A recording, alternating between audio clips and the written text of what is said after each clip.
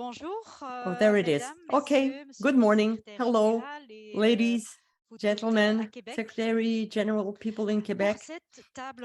For this roundtable, I would like to bring you in a very special place in Bruges, the Beguinage. It's a very special place because it's a blend of estate and intangible heritage, a true place of memory. The Beguinage in Bruges, hold on.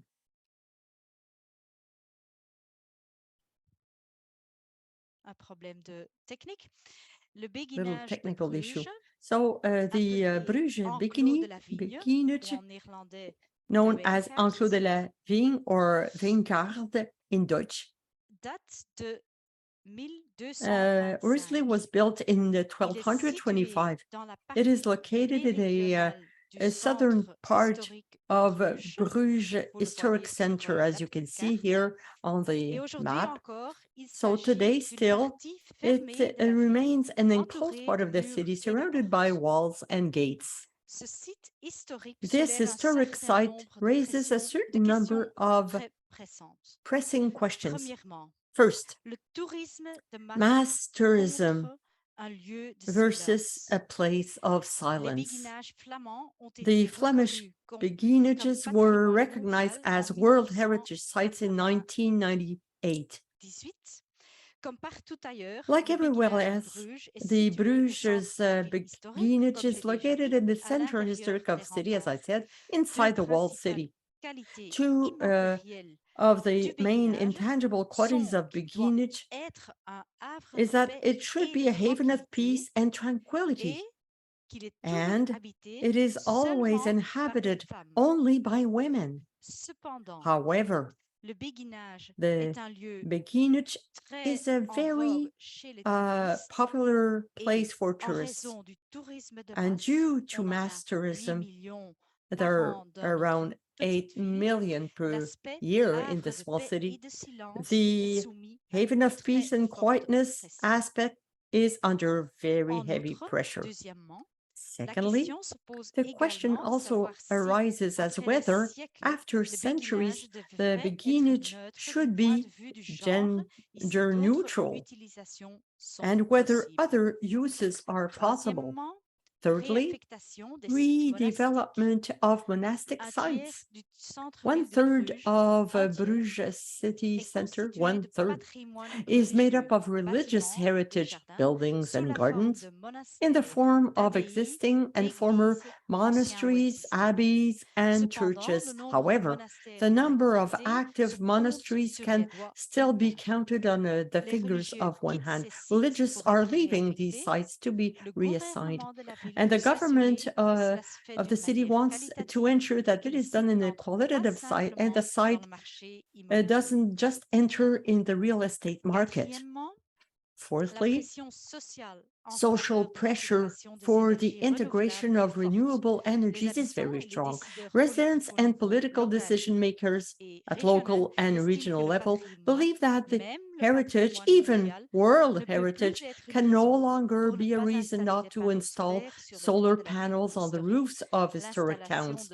The installation of solar panels respect the original roof, which is still preserved underneath, but affects the amenity value as part of energy optimization. Property owners are calling for the installation of facade insulation inside and outside historic buildings and replacement of joinery and windows by heat insulated glazing. So social pressure is very strong, and the heritage sector has to evolve with the times if we want to keep it in a good condition. But we witness a loss of authentic heritage elements.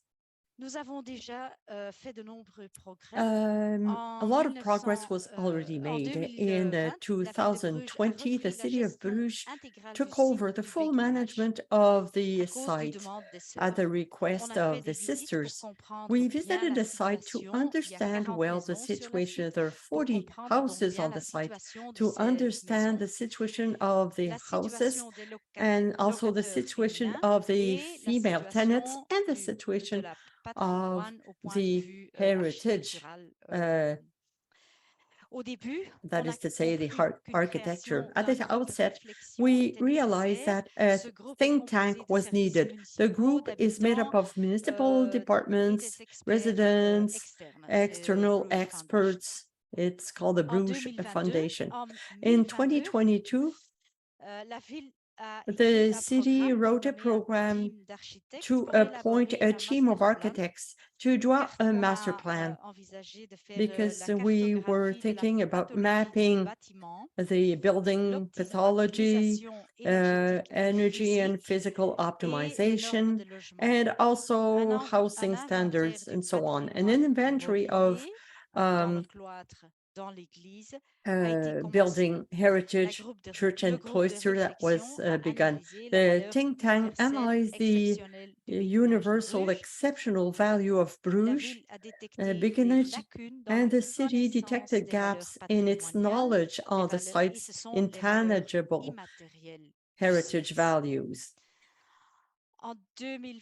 In 2023, we decided to put on hold the appointment of a team of architects to draw up the master plan, because we wanted to carry on an inventory and assessment of the intangible heritage before doing this master plan. In 2024, the synthesis of a tangible and intangible heritage and outstanding universal value will be drawn up as the basis for the master plan. The management plan is due to be implemented starting in 2025. I would like to draw your attention on the priority theme concerning the Bruges beguinage, the role of the intangible values in the rehabilitation processes. Very often, this comes after the ideas of building and renewing. A third of the city of Bruges, as I said, is made up of active and passive religious heritage, but the beguinage is a unique concept, since beguines were women who dedicated their lives to God. They lived in architectural ensembles composed of houses, 40 houses approximately, a cloister, a church, and green spaces, very large gardens and spaces. It was a city within a city. Beguinage has been a dwelling place for women for centuries, a place of silence, but also, as I said, a place visited by millions of tourists. The last major restoration campaign took place in the 70s. Today, houses are no longer comply with housing standards or climatic requirements. So a new major restoration campaign is much needed. Traditionally, property values are well examined, but not intangible values or outstanding universal values. And this is what we want to propose in our project. As part of the development of a master project for the beguinage, further research is carried on, and the intangible heritage values of beguinage, partly on the basis of outstanding universal values determined by UNESCO. But the following elements are also studied by experts in the field. First, mapping the intangible values heritage values of the beguinage. That will be done through literature, archives, and field research in the field. Interviews with local residents, discussions with volunteers, experts, the Bruges residents and general political and policymakers, commercial rights holders, government services, and so on. Secondly, the production of a file on the soul of the site, quote unquote, as the soul of the site for those who know Bruges, who have seen the beguinage, as we get inside the walls, the city and the sea, we feel the soul of the city, which is put under pressure today. Certainly after the COVID crisis, we notice that tourists are more aggressive than before. It's difficult to keep this quiet place, the silence, to keep the respect. I'm talking about pizza box and pizza being eaten on the site. So the soul of the site is very important. A comprehensive yet accessible synthesis of the above riches will be done, giving a clear overview of the site's intangible values.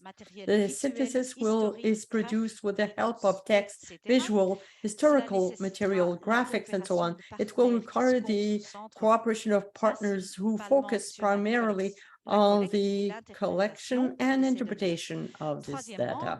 Thirdly, we would like to develop proposals for elements that can bring a great added value to local, national, international residents and visitors, so that they can gain an insight, a better insight into the intangible heritage of the beguinage. This innovative process will play an important role in the whole rehabilitation process.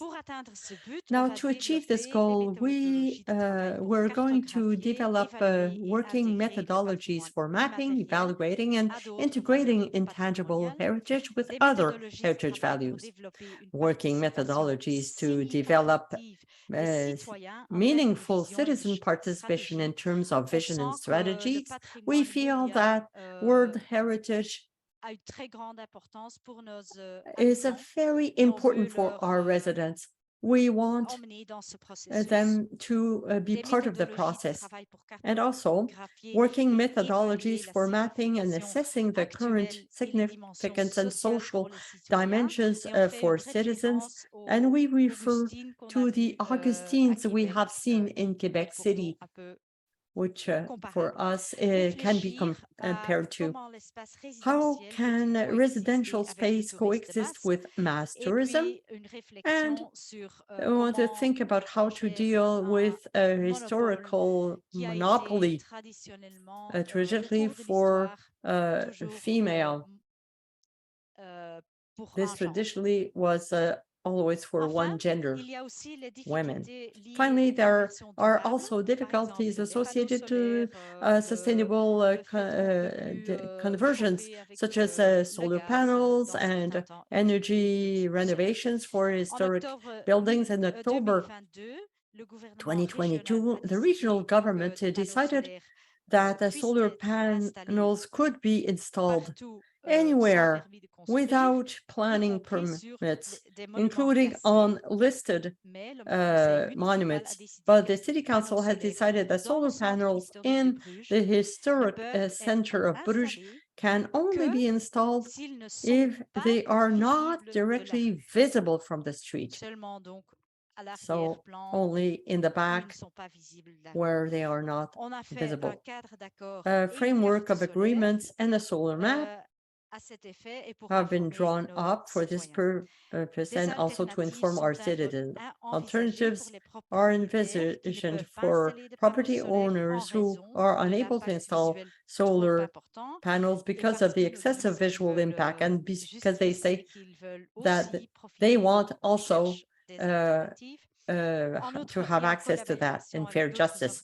In addition, and in collaboration with other authorities and partners, the city is studying ways to thermally insulate buildings without unduly affecting the city's heritage values and also the visual quality of the city that exists because we